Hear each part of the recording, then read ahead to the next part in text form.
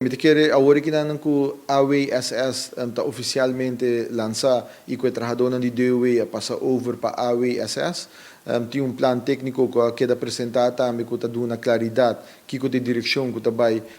agora que não somente Airways e Bubali, mas também Airways e na Parquita Boss e isso na Zeewijk. Também tem inversão que está toma lugar imediatamente agora que não e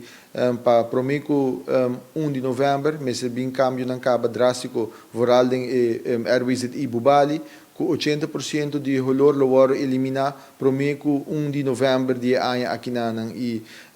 depois do período nanan lo tem alrededor de 8 semanas extra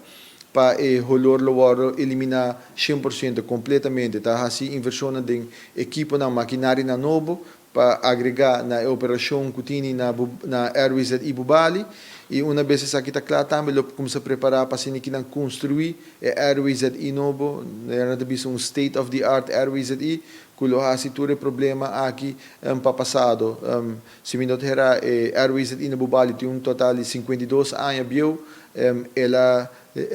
é necessidade de inversão para manter-lo operacional e cumprir com os estándares. Essa aqui não há um lugar durante anos e pensei a privatizar essa aqui e agora que não é por baixo o fundo necessário para invertir e também zorga para o problema aqui passa de passado.